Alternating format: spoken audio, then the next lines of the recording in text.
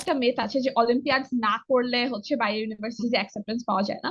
তো আমার ক্ষেত্রে আমার কিন্তু অলিম্পিয়াডস ছিল না।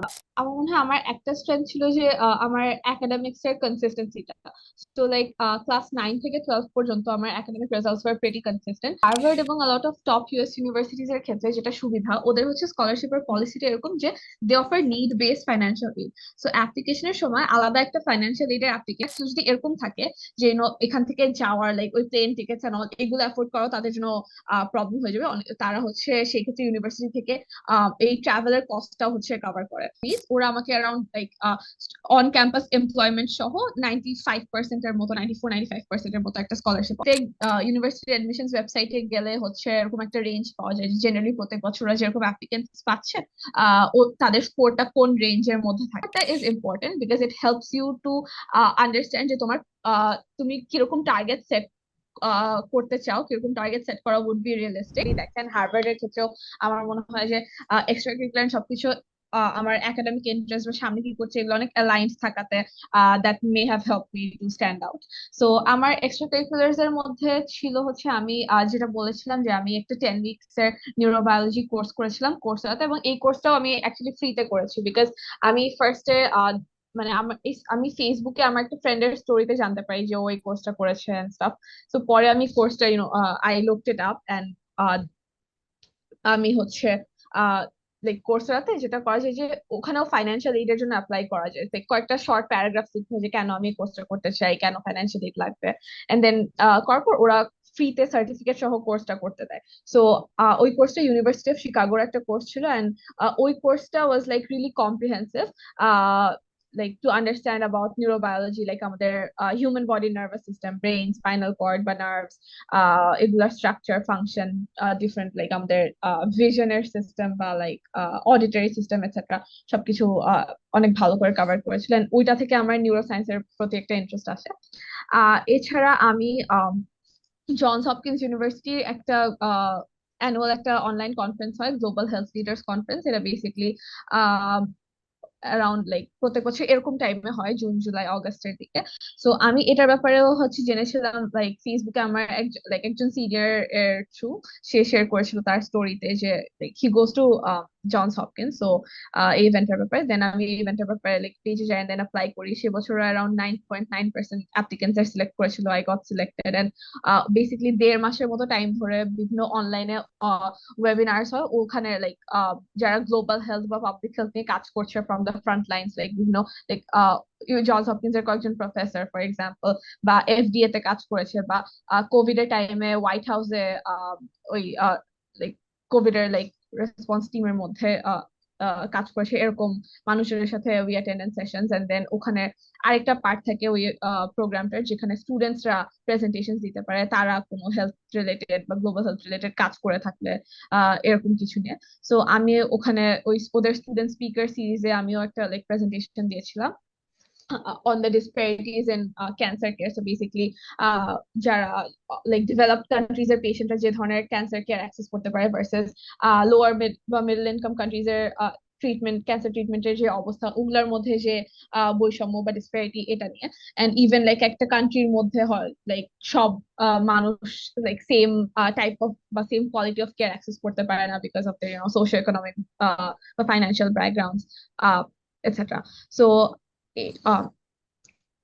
আর আমার এই লাইক ক্যান্সার রিলেটেড মানে ক্যান্সার ডিসপেক্ট রিলেটেড আমার যে কাজটা ছিল, that text me to another of my extra curricular activities. সেটা হচ্ছে আমি কন্টেন্ট রাইটিং করতাম। সো আমি দুইটা cancer awareness related non profit অর্গানাইজেশনের সাথে অ্যাফিলিয়েটেড ছিলাম। একটা হচ্ছে cancer together Dhaka, and then হচ্ছে Bangladesh youth association for cancer awareness বা বিওয়াইএসিএ। সো ওদের জন্য আমি হচ্ছে রিসার্চ এন্ড কন্টেন্ট রাইটিং টিমের পার্ট ছিলাম। এন্ড আমি আমার স্কুলের মানে ডিপিএস এর গার্ল আপ ক্লাব ছিল, গার্ল আপ ক্লাবের জন্য কন্টেন্ট রাইটিং করতাম, এবং গ্রেড 12 আমি হেড অফ কন্টেন্ট ছিলাম ফর গার্ল আপ ডিপিএস। তারপর এছাড়া আহ আর এক্সট্রা কারিকুলার্স এর মধ্যে আমি ডিবেট করেছি। সো লাইক অ্যারাউন্ড গ্রেড 11-12 থেকে আমি আমার স্কুলের ডিবেট ক্লাবের সাথে রিলেটেড লাইক অ্যাফিলিয়েটেড ছিলাম, এবং লাইক টুর্নামেন্টস করেছি বা টুর্নামেন্ট জাজ করেছি এরকম। আহ এছাড়া আমি আর এক্সট্রা কারিকুলার্স এর মধ্যে আমার আর ওকে, আচ্ছা হ্যাঁ, একটা ইন্টারেস্টিং জিনিস যে আমি কলেজ থেকে একটা ওদের ওয়েবসাইটে পড়ছিলাম যে রিডিং কে হচ্ছে এক্সট্রা কারিকুলার অ্যাক্টিভিটিস হিসেবে ইনক্লুড করা যায় কিনা। তো আমার যেটা হয় যে আমি লকডাউনের টাইম থেকে রেগুলার আমার বই পড়া হয়, লাইক নন ফিকশন, ফিকশন বা অটোবায়োগ্রাফিস বা বিভিন্ন জিনিস। তো আমি আমার এক্সট্রা কারিকুলার অ্যাক্টিভিটিস এর মধ্যে একটা অ্যাক্টিভিটিতে আমি আমার লাইক রিডিং মানে রিডিং ইনক্লুড করেছিলাম, যেহেতু আমার উইকে একটা সাবস্টান্সিয়াল পার্ট অফ টাইম এটার পিছনে যায়।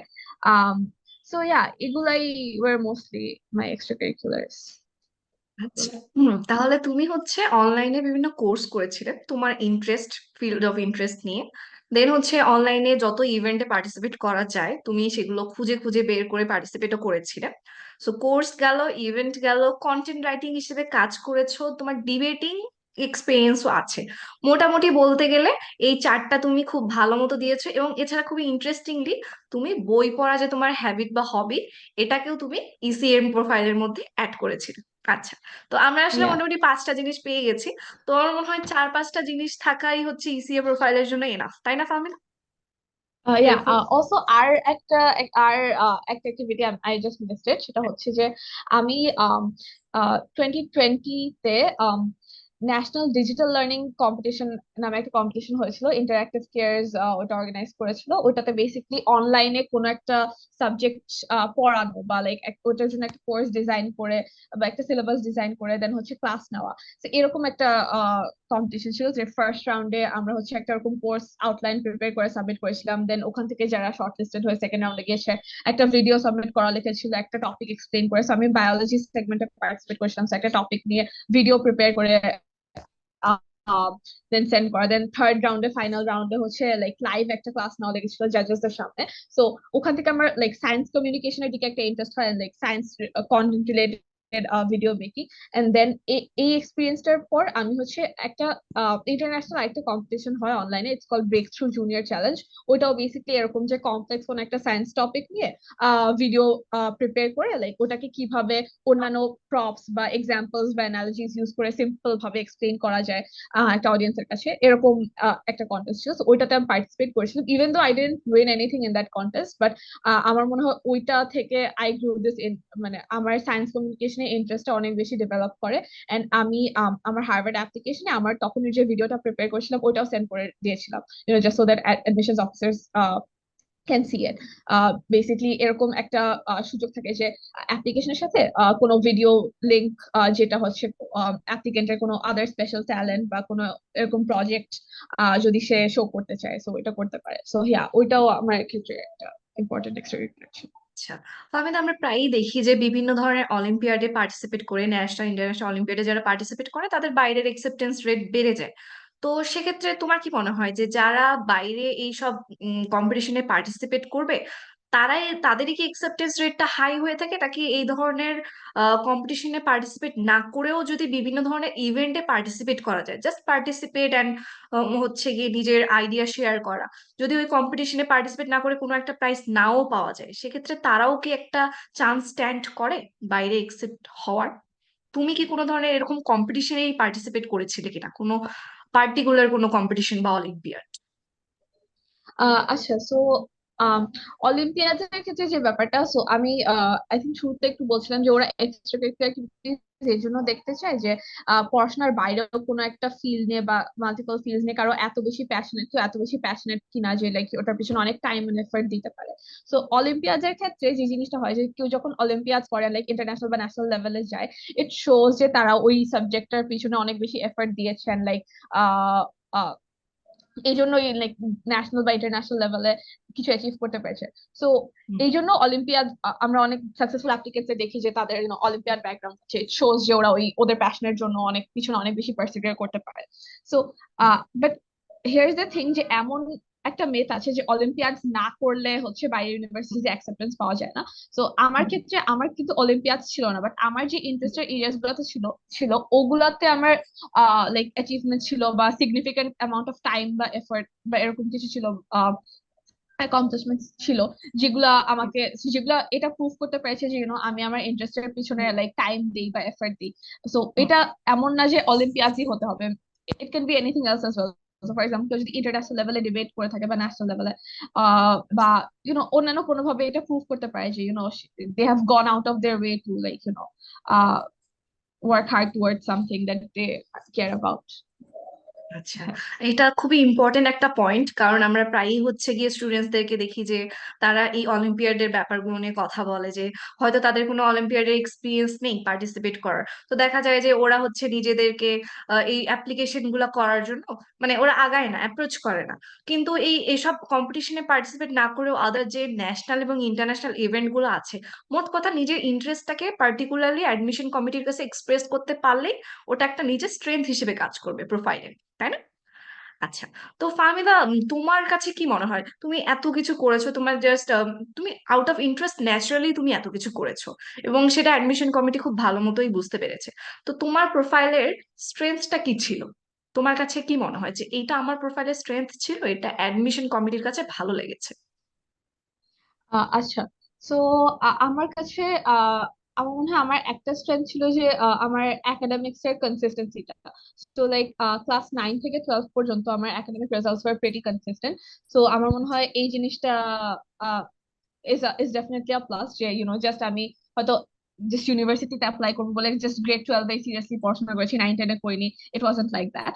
এন্ড হচ্ছে আমার অন্যান্য অ্যাক্টিভিটিস গুলো হচ্ছে আমার ফিউচার ইন্টারেস্ট, যেটা হচ্ছে রিসার্চ এন্ড একাডেমিয়ার সাইডে যাওয়া, like in something related to sciences বা like um, যেটা পাবলিক হেলথে একটা ইম্প্যাক্ট রাখবে এরকম কিছু। So আমার এক্সট্রা কারিকুলার অ্যাক্টিভিটিসও সব এই রিলেটেডই ছিল বা এই লাইক গোলটার সাথে অ্যালাইন ছিল।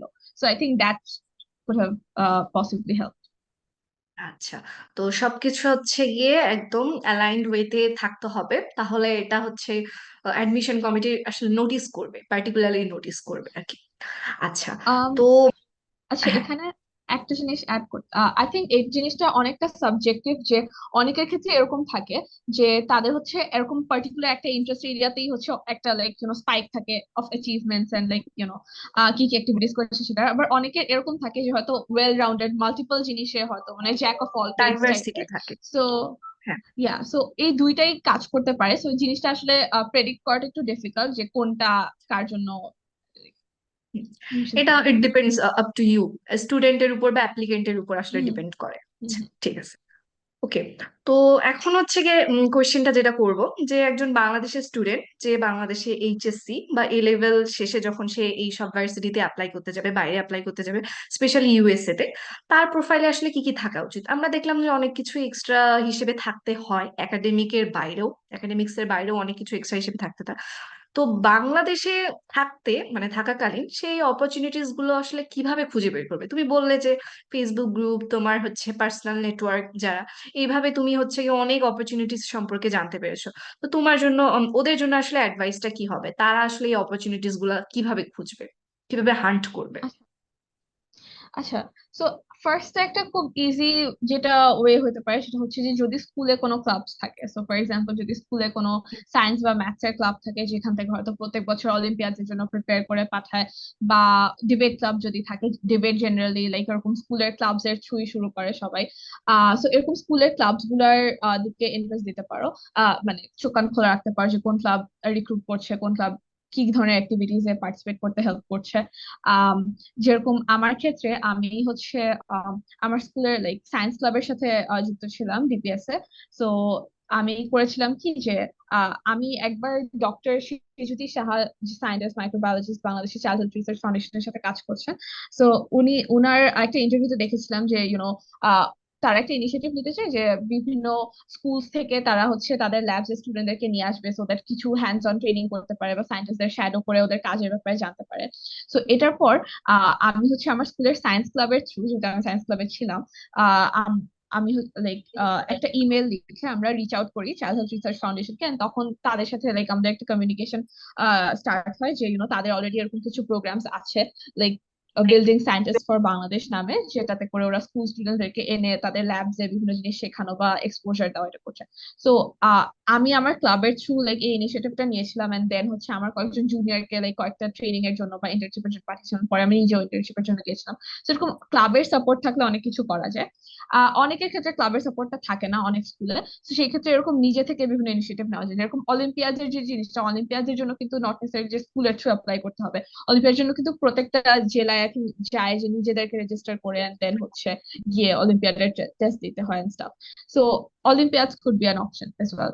আরেকটা জিনিস হচ্ছে, যেটা হচ্ছে আমি আমার এক্সপিরিয়েন্সের কথা বলছিলাম, যে ফর এক্সাম্পল ফ্রেন্ডসদের থ্রু বা বিভিন্ন, ফর এক্সাম্পল অলিম্পিয়াডে যখন তুমি যাবে, বা ফর এক্সাম্পল কেউ যদি এমইউএনস করে বা ডিবেট করে, ওখানে যে সার্কেলটা ক্রিয়েট হবে বা স্কুলের যে ফ্রেন্ড সার্কেল, ওদের থেকে বিভিন্ন এরকম লাইক একটা ফ্রেন্ডস গ্রুপে থাকা যারা হয়তো বিভিন্ন অপরচুনিটিস নিয়ে লাইক ঘাটাঘাটি করে বা যারা বিভিন্ন অ্যাক্টিভিটিসে ইনভলভ, সেইভাবে ফ্রেন্ডসদের থ্রু অনেক অপরচুনিটিস ব্যাপারে জানা যায়। সো আই থিঙ্ক এরকম একটা লাইক ড্রিভেন কমিউনিটির মধ্যে বা একটা ফ্রেন্ডস গ্রুপের মধ্যে থাকা হেল্পস আ লট। আমি অনেক অপরচুনিটিস এর কথা বা বিভিন্ন রিসোর্সেস এর কথা, যেমন যে আমার এসএ এর রিসোর্সের কথা আমার ফ্রেন্ডের থ্রু জেনেছি। দেন সিয়াম শহীদ নূরের যে চ্যানেলটা, ইউটিউব চ্যানেলে যে বিভিন্ন রিসোর্সেস আছে, এগুলোর ব্যাপারে আমি আমার ফ্রেন্ডের থ্রু জেনেছি। সো এরকমই আমার লাইক বিভিন্ন সার্কেলের ফ্রেন্ডরা কি কি করছে ওখান বা তাদের কাছ থেকে আইডিয়াস নেওয়া, এভাবেও বিভিন্ন অপরচুনিটিস এর ব্যাপারে like, জানা যায়। আচ্ছা, এভাবে নেটওয়ার্ক গ্রো করে আসলে অনেক কিছুই জানা যায়। আর তাছাড়া ইন্টারনেট, গুগল, ইউটিউব এসব তো আছেই রিসার্চ করার জন্য। আচ্ছা, তো আমরা জানলাম যে কিভাবে অ্যাডমিশনটা ক্র্যাক করতে হবে, অ্যাডমিশন জার্নি। চান্স তো পেয়ে গেলেও চান্স পেয়ে গেলেও আসলে যেটা মেইন কনসার্ন থাকে আসলে ফাইন্যান্সিয়াল ক্রাইসিসটা। কারণ আন্ডারগ্রেডে আসলে অনেক হিউজ পরিমাণ টাকা দরকার হয়, প্রায় হচ্ছে গিয়ে 1 কোটি মিনিমাম থেকে 4 কোটি 5 কোটি এরকম অনেক হিউজ অ্যামাউন্ট অফ মানি লাগে আন্ডারগ্রেড পার্সু করার জন্য। তো এক্ষেত্রে স্কলারশিপটা অনেক ইম্পর্টেন্ট এবং সবার মেইন কনসার্নটা হচ্ছে স্কলারশিপ থাকে আসলে অ্যাডমিশনের পরেও স্কলারশিপটা কিভাবে পেতে হয়। তো আমরা জানতে চাই যে তোমার স্কলারশিপের অ্যামাউন্টটা কিরকম ছিল, এবং এই স্কলারশিপ পাওয়ার জন্য তুমি আসলে পার্টিকুলারলি কি কি স্টেপস ফলো করেছিলে, ওইটা যদি একটু বলতে। আচ্ছা, সো হার্ভার্ড এবং lot of top US universities এর ক্ষেত্রে যেটা সুবিধা, ওদের হচ্ছে স্কলারশিপের পলিসিটা এরকম যে they offer need based financial aid. So অ্যাপ্লিকেশনের সময় আলাদা একটা ফাইন্যান্সিয়াল এইডের অ্যাপ্লিকেশন করতে হয়, যেখানে একটা আম, এটা হচ্ছে এক একটা অনেক ইউনিভার্সিটিজ এর ক্ষেত্রে কিছু পেপার বেসড অপশন থাকে, যেটা হচ্ছে ফ্রি। সো ফর এক্সাম্পল হার্ভার্ডের ক্ষেত্রে ওদের ফাইন্যান্সিয়াল এইড যারা হচ্ছে, আচ্ছা, সো ফাইন্যান্সিয়াল এডের একটা জেনারেল পোর্টাল থাকে সিএসএস প্রোফাইল নামে। তো সিএসএস প্রোফাইলে হচ্ছে গিয়ে হচ্ছে নিজের ফ্যামিলি লাইক ফাইন্যান্সিয়াল অনেক ইনফরমেশন দিতে হয়, যে like income, spending etcetera. But CSS প্রোফাইলের প্রবলেমটা হচ্ছে যে it's a paid portal. So অনেক ইউনিভার্সিটিজ এর একটা অল্টারনেটিভ থাকে যেটা হচ্ছে ফ্রি। সো হার্ভার্ডের ক্ষেত্রে যেটা ছিল, ওদের একটা ওদের ওয়েবসাইটে একটা এরকম অল্টারনেট অ্যাপ্লিকেশন প্রসেস ছিল, যে আমি হচ্ছে ওই ফর্মটা প্রিন্ট আউট করে দেন ফিল করে দেন হচ্ছে আবার স্ক্যান করে সাবমিট করতে পারবো। সো ওই ফর্মে ওরা হচ্ছে লাইক আমার প্যারেন্টস এর লাইক অ্যানুয়াল বিভিন্ন সোর্সেস থেকে ইনকাম কি, আমার এডুকেশনের উপর স্পেন্ডিং কিরকম হয়, আমাদের বছরে লাইক মেডিকেল এক্সপেন্সেস কি হয় থেকে শুরু করে আমার সিবলিংস এর এডুকেশনের পিছনে কত খরচ করতে হয়, এই ধরনের সব ইনফরমেশন নিয়ে ওরা হচ্ছে একটা ফ্যামিলি লাইক ফাইন্যান্সিয়ালি কতটুকু কন্ট্রিবিউট করতে পারে, এটার হচ্ছে একটা আইডিয়া নেওয়ার জন্য হচ্ছে এই ফর্ম গুলো থাকে। এন্ড লাইক সাথে প্রুফ হিসাবে আমার প্যারেন্টস এর ট্যাক্স রিটার্ন ডকুমেন্টস বা ট্যাক্স সার্টিফিকেটস এন্ড আমার প্যারেন্টস এর ইনকাম স্টেটমেন্ট গুলা, এগুলো হচ্ছে ব্যাক লাইক প্রুফ হিসাবে ওদেরকে সেন্ড করতে হয়। সো ওরা ওদের যে ইউনিভার্সিটির জন্য যে অ্যাডমিশনস অফিসার্স যারা যারা হচ্ছে আমার হচ্ছে অন্যান্য সবকিছু দেখেছে, তো তারা ফার্স্টে হচ্ছে আহ একজন অ্যাপ্লিকেন্ট কে তার শুধু সব প্রোফাইল দেখে দেন ডিসাইড করে যে তাকে অ্যাডমিশন দিবে কি দিবে না। তাদের কাছে আমার ফাইন্যান্সিয়াল সিচুয়েশনের ইনফরমেশন যায় না, যেসব ইউনিভার্সিটিস গুলো হচ্ছে নিড ব্লাইন্ড একটা পলিসি ফলো করে। তো দেখা যায় যে তারা ফার্স্টে সিলেক্ট করেছে একজন অ্যাপ্লিকেন্টকে, যে অ্যাকসেপ্টেন্স দিয়েছে, তারপর হচ্ছে ওই অ্যাকসেপ্টেড ক্যান্ডিডেটসদের ফাইন্যান্সিয়াল সিচুয়েশন ইভ্যালুয়েট করা হয়, যে তারা কতখানি এফোর্ড করতে পারবে আর কতখানি পারবে না। সো এটার পর টপ ইউনিভার্সিটিজ এর ক্ষেত্রে যারা হচ্ছে লাইক পুরো 100% ডেমনস্ট্রেটেড নিড ওরা ফাইন্যান্সিয়াল এইড দিয়ে কভার করে, সো তারা হচ্ছে বাকি পুরাটাই হচ্ছে ওরা দিবে। ইনফ্যাক্ট কেউ যদি এরকম থাকে যে এখান থেকে যাওয়ার লাইক ওই প্লেন টিকেটস এগুলো এফোর্ড করাও তাদের জন্য প্রবলেম হয়ে যাবে, তারা হচ্ছে সেই ক্ষেত্রে ইউনিভার্সিটি থেকে এই ট্রাভেলের কস্টটা হচ্ছে কভার করে। সো আমার কেসে after evaluating my financial needs ওরা আমাকে around like on campus employment সহ 95% এর মতো 94-95% এর মতো একটা স্কলারশিপ অফার করেছে, বাকি 5% হচ্ছে আমার ফ্যামিলি কন্ট্রিবিউশন। আচ্ছা, আর অক্সফোর্ডের ক্ষেত্রে কি হয়? আচ্ছা, অক্সফোর্ডের ক্ষেত্রে হচ্ছে হার্ভার্ড যেরকম ওদের সব স্টুডেন্টদেরকে লাইক ফাইন্যান্সিয়াল এইড দেয়, যে নিড বেস যার যেটা লাগবে ওরা শিওরলি কভার করবে, বাট অক্সফোর্ডের ক্ষেত্রে ওরা হচ্ছে ফার্স্টে হচ্ছে এরকম লাইক অ্যাপ্লিকেন্টের প্রোফাইল দেখে অ্যাডমিশনের ডিসিশন জানায়, এন্ড দেন ডিসিশন জানানোর পর সেকেন্ড স্টেপে গিয়ে হচ্ছে আবার স্কলারশিপের জন্য অ্যাপ্লাই করতে হয়, এবং অক্সফোর্ডের স্কলারশিপটা হচ্ছে মেরিট বেস থাকে, যেখানে হার্ভার্ডের স্কলারশিপটা নিড বেসড।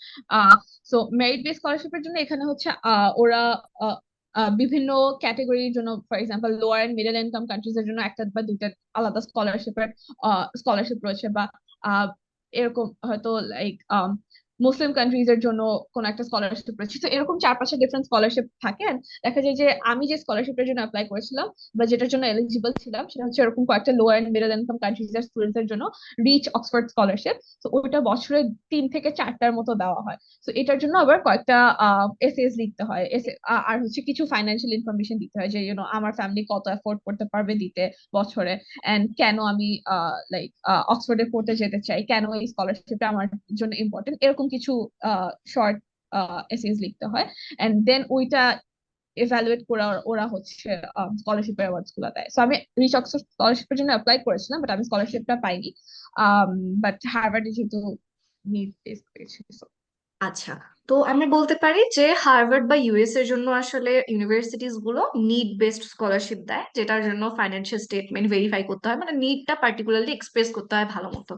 আর বলতে পারি আমরা ইউকে বা অক্সফোর্ডের জন্য এটা হচ্ছে গিয়ে মেরিট বেসড হচ্ছে হয়ে থাকে, মেরিটের উপর ডিপেন্ড করে তারা দিতেও পারে নাও দিতে পারে, এবং এটা বেশ কম্পিটিটিভ হয়ে থাকে। আচ্ছা, ঠিক আছে। জি, ওকে। এখানে আরেকটা জিনিস আছে যে ইউএস এর আবার কিছু ইউনিভার্সিটিতে কিছু মেরিট বেস স্কলারশিপসও থাকে। সব ইউনিভার্সিটিজ আবার এরকম ভাবে কমিটেড থাকে না যে আমরা তোমার যে নিড পুরাটা কভার করবো, সেটা আসলে ইউনিভার্সিটি টু ইউনিভার্সিটি কিছুটা ভ্যারি করে, বাট লাইক ইউনিভার্সিটির ওয়েবসাইটে গেলেই হচ্ছে সব ডিটেলস ক্লিয়ারলি এক্সপ্লেইন থাকে। তো আমরা মোটামুটি সবকিছুই জানলাম, ইউএসএ অ্যাডমিশন প্রসেস সবকিছু, স্কলারশিপ সবই জানলাম। তো এর মধ্যে থেকে আমরা একটু পার্টিকুলারলি স্ট্যান্ডার্ডাইজ টেস্ট গুলো সম্পর্কে একটু জানবো। তুমি অলরেডি বলেছো যে তুমি আইএলটিএস দাওনি, আইএলটিএস দেওয়ার দরকার পড়েনি, তাই তুমি দাওনি। আচ্ছা, কিন্তু তুমি এসএটি দিয়েছিলে। তো এসএটিটা তুমি মেনশন করলে যে বেশ ভালো একটা স্কোর ছিল। আমরা জানতে চাচ্ছিলাম যে একটু স্কোরটা যদি তুমি আমাদেরকে একটু জানাতে, প্লাস হচ্ছে যারা দিবে, যারা এসএটি দিতে চায় তাদের জন্য সাজেশন কি হতে পারে, তুমি নিজে কি পার্টিকুলারলি ফলো করেছিলে, এবং তোমার সাজেশন কি, এবং টার্গেট নাম্বার কিরকম হওয়া উচিত, মানে সেফ থাকার জন্য টার্গেট নাম্বার। আহ আমার এসএটি স্কোর ছিল 1570 আউট অফ 1600। আমারটা 99th পার্সেন্টাইল স্কোর ছিল। And when it comes to like target বা like target setting, I think so যেটা হয় যে সেটা হচ্ছে যে ইউনিভার্সিটিস গুলো, ইউএস ইউনিভার্সিটিস গুলো জেনারেলি এরকম কোনো কাট অফ থ্রেশহোল্ড থাকে না, যেন এর চেয়ে এই থ্রেশহোল্ডের নিচে অ্যাপ্লাই করা যাবে না বা এত বেশি স্কোর হতে হবে, এরকম না। But generally just get an idea যে for example if you're applying to a certain university, ওই ইউনিভার্সিটিতে অন্য যারা অ্যাপ্লাই করছে জেনারেলি বছর টু বছর লাইক রেঞ্জটা কিরকম থাকে অ্যাপ্লিকেন্টদের, যে to get an understanding of what kind of scores you would be competing against. So ইউনিভার্সিটিতে ইউনিভার্সিটি অ্যাডমিশনস ওয়েবসাইটে গেলে হচ্ছে এরকম একটা রেঞ্জ পাওয়া যায়, জেনারেলি প্রত্যেক বছর ওরা যেরকম অ্যাপ্লিকেন্টস পাচ্ছে ও তাদের স্কোরটা কোন রেঞ্জের মধ্যে থাকে। সো দ্যাট কুড বি একটা মেট্রিক যেটা দিয়ে হচ্ছে কেউ টার্গেট স্কোর সেট করতে পারে। আরেকটা ওয়ে যেটা টার্গেট সেটিং এর জন্য একটা লাইক মানে আরেকটা সেট অফ স্টেপস যেটা ফলো করা যায়, এটা মানে আমি আমার প্রেপারের সময় মাথায় রেখেছিলাম যে এসএটি প্রেপ শুরু করার আগে, সো আজকাল তো এসএটি ডিজিটাল রাইট, সো একটা মানে ডিভাইস নিয়ে যেতে হয় বা লাইক একটা ডিভাইসে দিতে হয় rather than on pen and paper. So and টেস্টটা হচ্ছে একটা অ্যাপে হয়, অ্যাপটার নাম হচ্ছে ব্লুবুক। সো ব্লুবুক অ্যাপটা হচ্ছে আগে ইনস্টল করা যায়। সো আমি হচ্ছে অ্যাপটা ইনস্টল করার পর ওইটাতে হচ্ছে এখনের এসএটি ফরম্যাটে 4টা ফুল লেন্থ প্র্যাকটিস টেস্ট থাকে।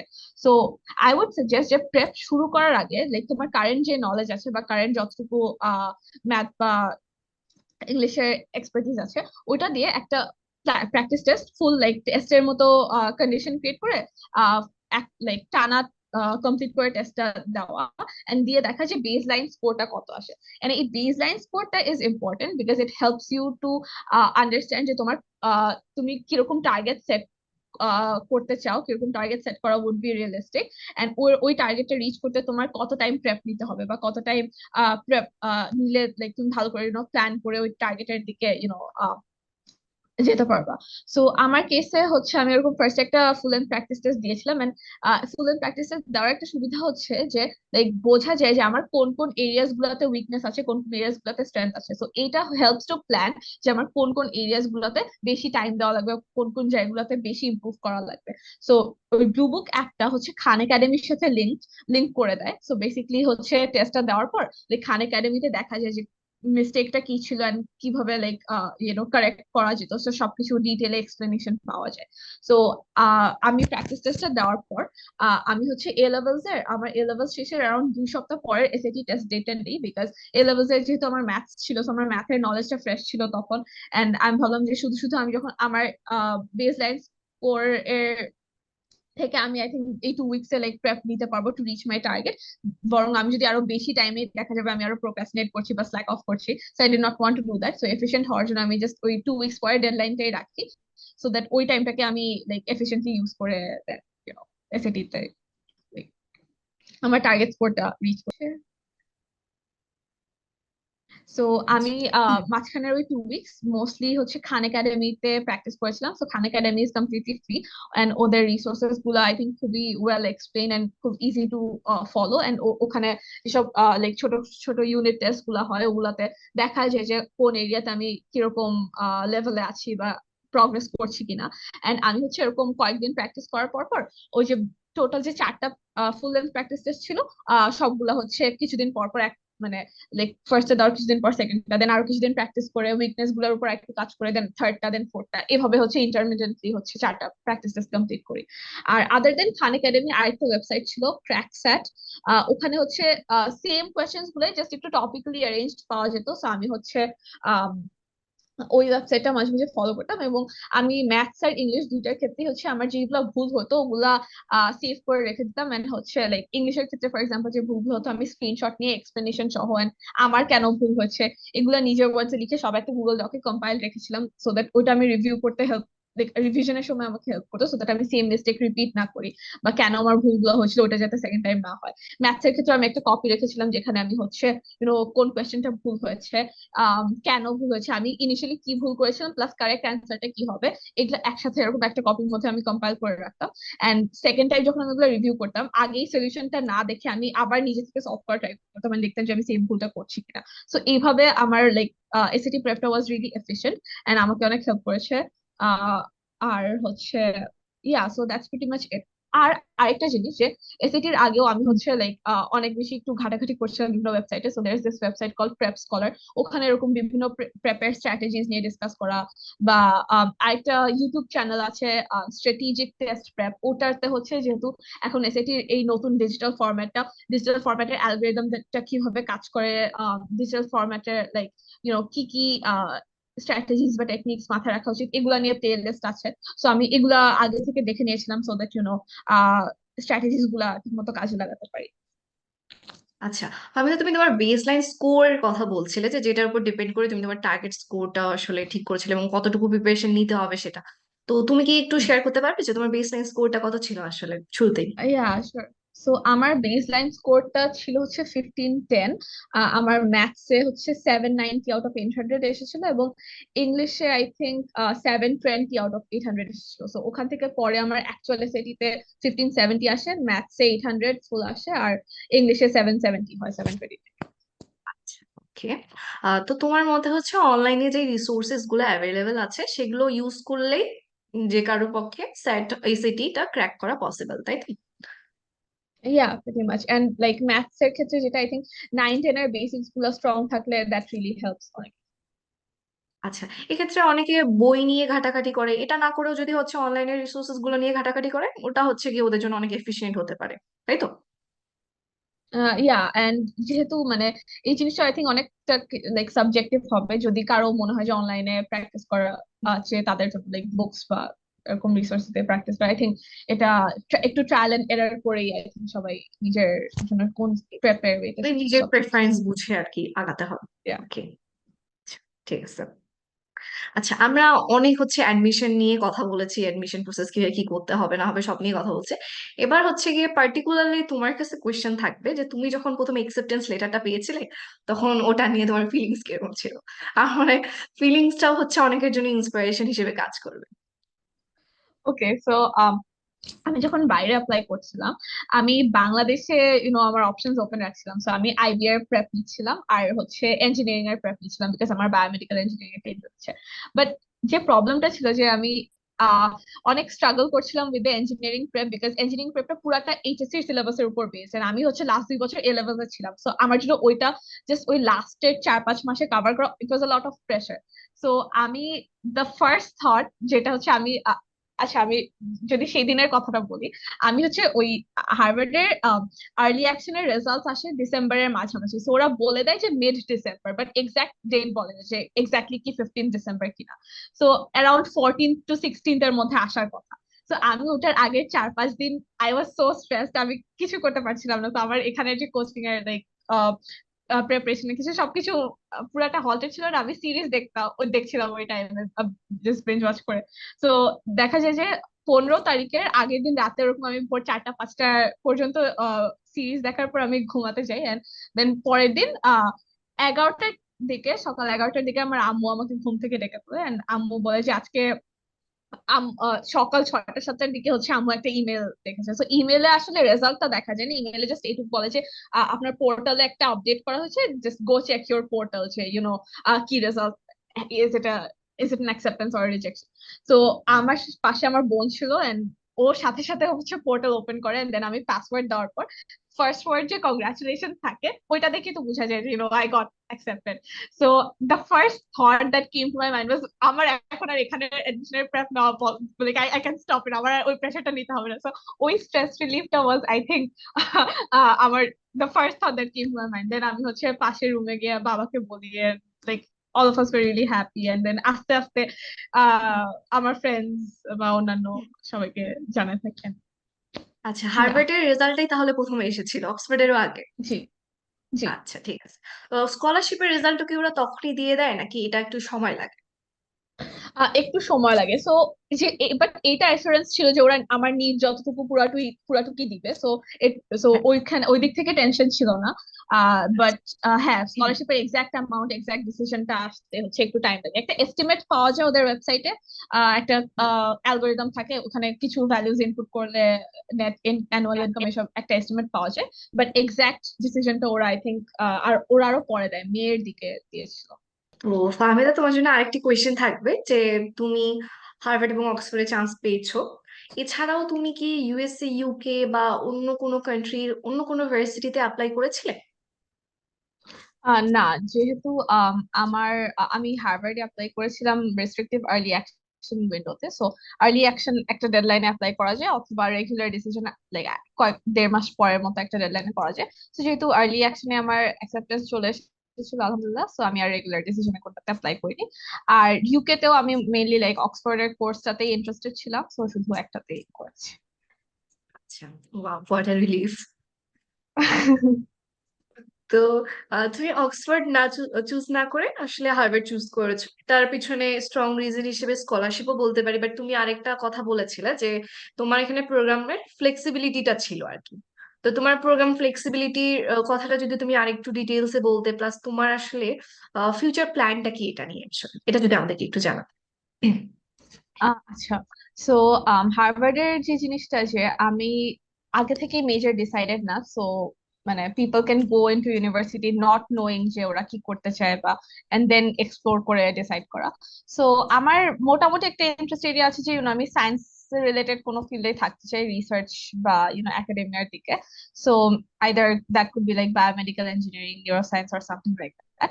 সো হার্ভার্ডে আমি এটা মানে আমি যাওয়ার পর আমি ফার্স্ট 3 সেমেস্টার আমি লাইক আমার কোনো মেজর ডিক্লেয়ার করতে হবে না, আমি লাইক বিভিন্ন কোর্সেস লাইক রিলেটেড কোর্সেস করতে পারবো, এরকম science related. And then 3 semester পর ওই 3 সেমেস্টারে কোর্সেস এর কোর্সেস গুলো পড়ে ওগুলার এক্সপিরিয়েন্স থেকে তারপর আই ক্যান ডিক্লেয়ার যে আমি এটাতে মেজর করতে চাচ্ছি। সো এই ফ্লেক্সিবিলিটিটা অক্সফোর্ডে ছিল না। অক্সফোর্ডে আমি যদি যেতাম আমার বায়োকেমিস্ট্রি নিয়েই আন্ডারগ্রেড করতাম। আচ্ছা, তো এটা হচ্ছে একটা সলিড রিজন ছিল তোমার হার্ভার্ড চুজ করার জন্য। আচ্ছা, তো আমার মনে হয় যে আমরা মোটামুটি যেই যেই কোয়েশ্চেন গুলো কভার করতে চেয়েছি সবই আমরা কভার করেছি। এখন আমি তোমাকে এই ফ্লেক্সিবিলিটিটা দিব যে তুমি তোমার কোয়েশ্চেন চুজ করো। আমি তিনটা আর কি পার্টিকুলারলি মানে কোয়েশ্চেন করছি যে এই ওভারঅল অ্যাডমিশন জার্নির মধ্যে তুমি চাইলে তোমার হ্যাপিয়েস্ট মোমেন্ট বা হচ্ছে হার্ডেস্ট মোমেন্ট বা তোমার কোনো রিগ্রেট আছে কিনা, মানে এই তিনটার মধ্যে তুমি কোনটা আসলে আমাদের সামনে তুলে ধরতে চাচ্ছ আর কি, কোনটা তোমার কাছে মনে হয় যে ওয়ার্থ সেইং বা মেনশনিং?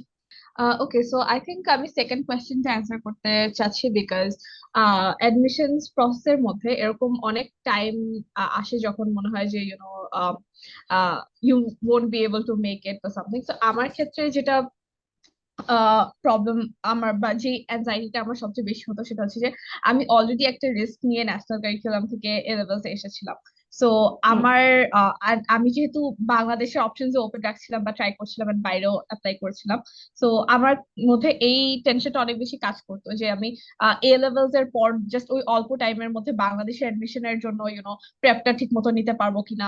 ওই স্ট্রেসটা হুম। ছিল যে এখানেও যদি কোথাও আমি ভালো কোথাও চান্স না পাই and যদি বাইরের গুলাও যেহেতু লাইক আনপ্রেডিক্টেবল ছিল এক অনেক, স্পেশালি হার্ভার্ডটা ইনফ্যাক্ট আরো বেশি আনপ্রেডিক্টেবল ছিল বিকজ ওরা একটা হোলিস্টিক অ্যাপ্রোচ নেয়। লাইক এমন না যে একাডেমিক্স ভালো থাকলেই হয়ে যাবে বা স্ট্রং এক্সট্রা কারিকুলার থাকলেই হয়ে যাবে। অনেক সময় লাইক প্রেডিক্ট করা যায় না যে কোন জিনিসটার বেসিসে ওরা হচ্ছে অ্যাপ্লিকেন্টকে লাইক সিলেক্ট করছে। সো এই জিনিসটা অনেক আনসার্টেন ছিল আমার জন্য। সো আমার মধ্যে এই স্ট্রেসটা অনেক বেশি কাজ করতো যে যদি বাইরে লাইক না হয় বা হলেও যদি I don't know like scholarship কিরকম আসবে এন্ড অল, স্পেশালি ইউকে টা আমি স্কলারশিপ আদৌ পাবো কি পাবো না।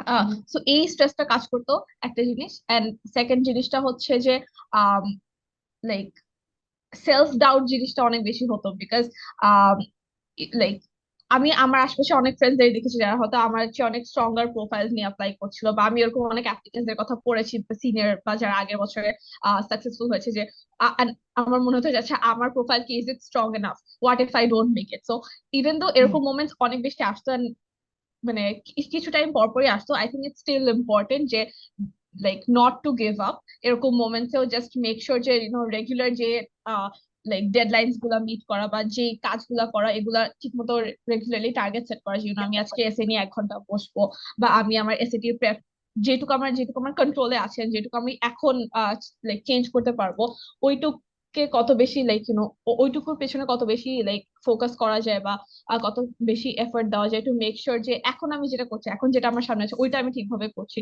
কিনা, like despite all the negative thoughts বা despite all the self doubt. So হ্যাঁ, ওই মোমেন্টস গুলো ওভারকাম করা ওয়াজ টাফ।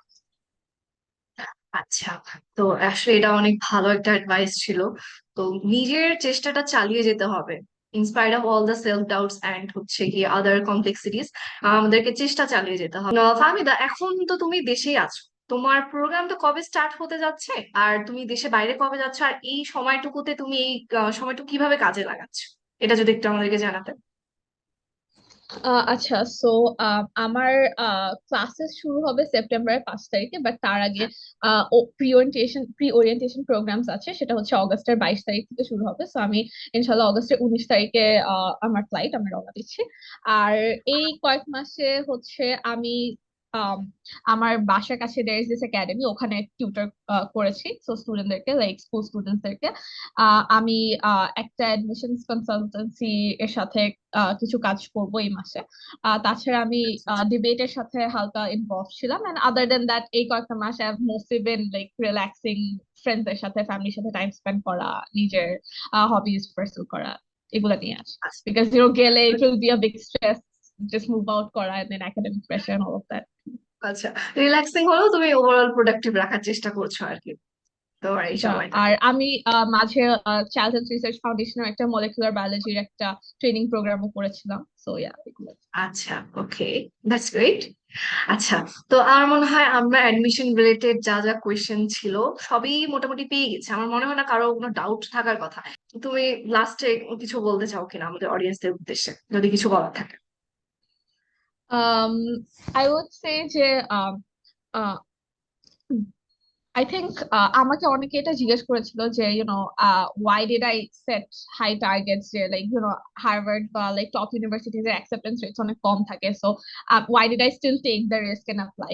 সো আমার কেসে যেটা ছিল যে I wanted to make sure যে আমি যাতে পরে রিগ্রেট না করি যে why didn't I take the chance and apply. So আমার কাছে মনে হচ্ছিল যে শিওর, মানে লাইক পার্সেন্টেজেস দেখলে বা অন্যান্য স্ট্যাটস দেখলে মনে অবভিয়াসলি এটাই মাথায় আসে যে না হওয়ার চান্সেসই বেশি, বাট আমি যদি অ্যাপ্লাই না করি তাহলে তো ডেফিনেটলি হচ্ছে না। সো এই জন্য I still just want to take those calculated risks and give my best, যে আমার সাইড থেকে আমার কন্ট্রোলে যেটুকু আছে সেইটুকুকে আমি ম্যাক্সিমাইজ করা। এন্ড হচ্ছে এই যে রিসোর্সফুল হওয়ার ব্যাপারটা, I think it's very important. আমি সিয়াম শহীদ নূর ভাইয়ের চ্যানেল ফলো করতাম, and I have heard in his multiple videos of his যে রিসোর্সফুল হওয়াটা অনেক ইম্পর্টেন্ট, এন্ড পার্সোনাল এক্সপিরিয়েন্স থেকে এটা আমাকে অনেক বেশি হেল্প করেছে। So yeah, I would say যে um, even though things might not always seem like very likely or very hopeful, it's still important যে consistency maintain করা and to give it a shot, নিজের best দিয়ে। Workout নাই করতে পারে but regret রাখা উচিত না, চেষ্টা করে যাওয়া উচিত। Yes. আচ্ছা, Yeah. তো ফাহমিদা, আমি তাহলে আমাদের আজকের এই মিটিংটি এখানেই এন্ড করছি। আশা করি আমাদের অডিয়েন্স আজকের মিটিং থেকে অনেক কিছু শিখতে পারবে। ওকে, থ্যাংক ইউ এভরিওয়ান।